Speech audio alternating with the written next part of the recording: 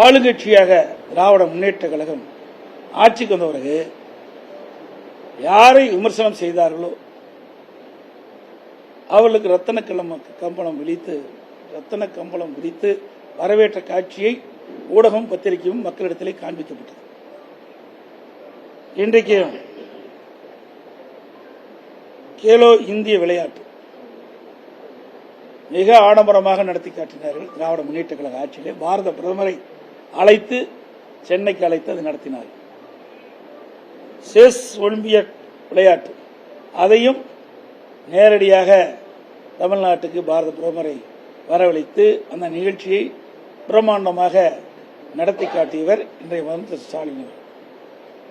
அதோடு கலைவாணர் அரங்கில் ஆடல் பாடல் நிகழ்ச்சியோடு பல்வேறு திட்டங்களுக்கு அடிக்கல் நாட்டு விழா நடத்தி காட்டியவர் இன்றைய முதலமைச்சர் ஸ்டாலின்.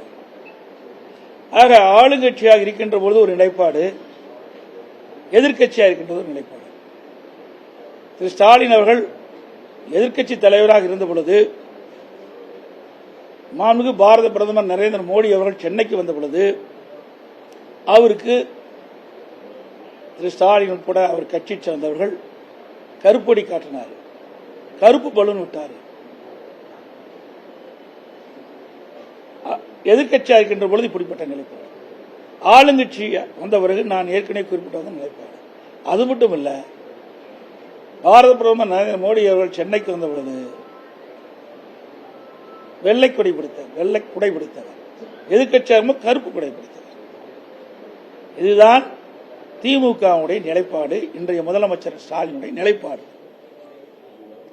அதேபோல அண்மையில் காங்கிரஸ் மாநாடு நெல்லையில் நடைபெற்றது. அந்த மாநாட்டில் திராவிட முன்னேற்ற கழக கட்சியிலே கூட்டணியில் அங்கம் வகிக்கின்றது திராவிட முன்னேற்ற கழகம். திராவிட முன்னேற்ற கழக கூட்டணியில் அங்கம் வைக்கின்றது காங்கிரஸ் கட்சி.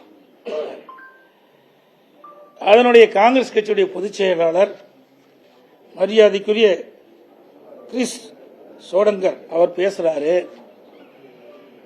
அடுத்த ஆண்டு நடைபெற்ற சட்டமன்ற பொதுத் தேர்தலில் 117 இடங்களில் காங்கிரஸ் போட்டியிடுகின்ற சூழ்நிலை ஏற்படும் என்று ஒரு கருத்தை சொல்லியிருக்கின்றார். இலக்கை, அதாவது தமிழ்நாட்டில் அவர் சொன்ன கருத்து, அதாவது பத்திரிகையில் வந்திருக்குது. இந்த நெல்லையில் பேசும்போது அவர் தெரிவித்த கருத்து, தமிழ்நாட்டில் 117 தொகுதிகளை இலக்காக கொண்டு காங்கிரஸ் கட்சி பணியாற்றும் அப்படின்னு சொல்லியிருக்கார். அதோட கடலூர்ல முன்னாள் காங்கிரஸ் கட்சி தலைவர் திரு அழகிரி அவர்கள் பேசுகின்ற பொழுது குறிப்பிட்டார். அதுல அவர் பேசினது வந்திருக்கிற செய்தி, 60 ஆண்டுகளாக ஏதாவது ஒரு கட்சியில் கூட்டணி வைத்து சாரை அவர்கள் குடித்து விடுகிறார்கள். சக்கையை நாங்கள் பார்க்கும் சூழ்நிலைதான் உள்ளது. நாங்கள் அதிக இடங்களில் போட்டியிடுவோம், அரசாங்கத்திலும் ஆட்சியிலும் நாங்கள் பங்கு பெறுவோம் என்பதுதான் காங்கிரஸ் கட்சியின் நிலைப்பாடு. இப்படி அவர் அந்த கருத்து சொல்லியிருக்கார். இதை பற்றியெல்லாம் விவாத மேடையிலையும் அல்ல, ஊடகத்திலையும் அல்ல.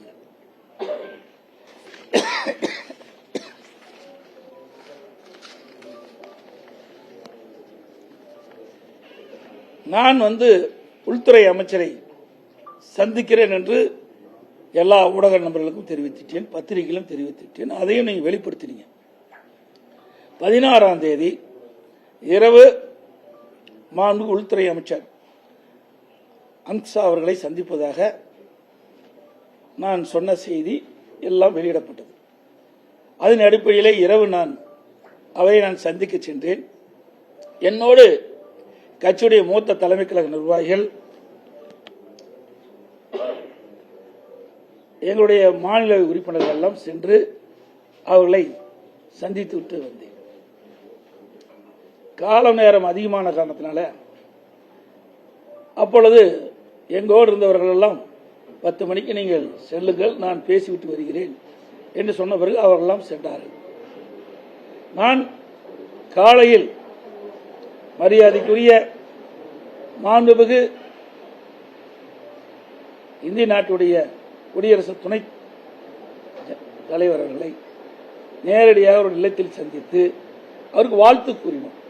நானும் என்னோடு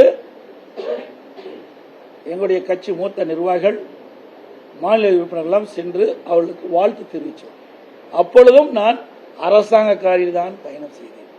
இதையெல்லாம் திட்டமிட்டு பத்திரிகைகள் ஊடகத்தில் செய்தி வெளியிடுவீர்கள் என்று நன்றாக தெரிந்துதான் தமிழ்நாடு இல்லத்தில் இருந்து அரசாங்கத்துக்கு சொந்தமான காரில் தான் நான் துணை ஜனாதிபதியை சந்தித்து பேசினேன். பிறகு மரியாதைக்குரிய உள்துறை அமைச்சர்கள் இடைவெளியை சந்திக்கின்ற பொழுதும் நானும் என்னுடைய மூத்த கட்சி நிர்வாகிகளும் என்னுடைய காரிலே அரசாங்க காரில் தான் நேரடியாக உள்துறை அமைச்சர் வீட்டுக்கு சென்று அவரை சந்தித்தேன். பிறகு சந்தித்து விட்டு அவர்கள் வெளியிலே சென்று விட்டார்கள். பிறகு நான் ஒரு 10-20 நிமிடம் அவர்களிடையே பேசிவிட்டு பிறகு அவர்கள் பல்வேறு பணி இருந்த காலத்தில் உள்துறை அமைச்சர் அந்த பணியை மேற்கொண்டு விட்டார்.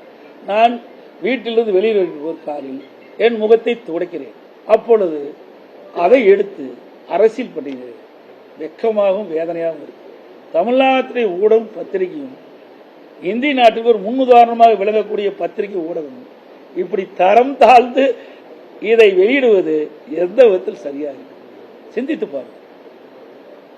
ஆக இதையெல்லாம் உங்களுக்கு பரபரப்பான செய்தி கிடைக்கவில்லை என்ற அடிப்படையில் இந்த செய்தி வெளியிடுவது எப்படி ஏற்படும் சிந்திங்க. முகத்தை துடைக்கிறேன். இதில் என்ன அரசியல் இருக்கின்றது? நான் வீட்டுக்கு செல்கின்ற பொழுது மாண்புமிகு உள்துறை அமைச்சர் வீட்டுக்கு செல்கின்ற பொழுது அரசாங்கத்துக்காக தான் சென்று எல்லா ஊடகத்திலையும் பத்திரிகையும் செய்தி வந்தது. வெளியிலே வருகின்ற பொழுது எனது முகத்தை துடைக்கின்ற பொழுது ஒரு வீடியோ எடுத்து ஒரு சில ஊடகங்கள் வேண்டுமென்ற திட்டமிட்டு ஊடகத்தில் எடுத்து பத்திரிகையிலையும் ஊடகத்தில் வெளியிடுவது எந்த விதத்தில் சரியாக இருக்கும் சிந்திச்சு பாருங்க. இது உண்மையிலே வருத்தத்துக்குரியது. ஊடகத்துக்கும் பத்திரிகைகளுக்கும் என்று ஒரு நடுநிலையோடு செயல்படுவது.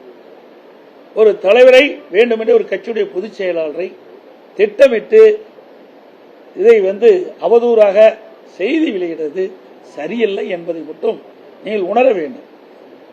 இன்றைக்கு பத்திரிகையும் ஊடகமும் நாட்டு மக்களுக்கு செய்தியை கொண்டு சேர்க்கக்கூடியவர். இன்னும் சொல்ல போனா நான் சொல்லக்கூடாது, வருத்தத்தோட சொல்றேன். இனிமேல் ரெஸ்ட் ரூம் போனா கூட உங்களுக்கு சொல்லிட்டு தான் போகணும். அப்படிப்பட்ட நிலைமைக்கு இன்னைக்கு அரசியல் போய்விட்டது.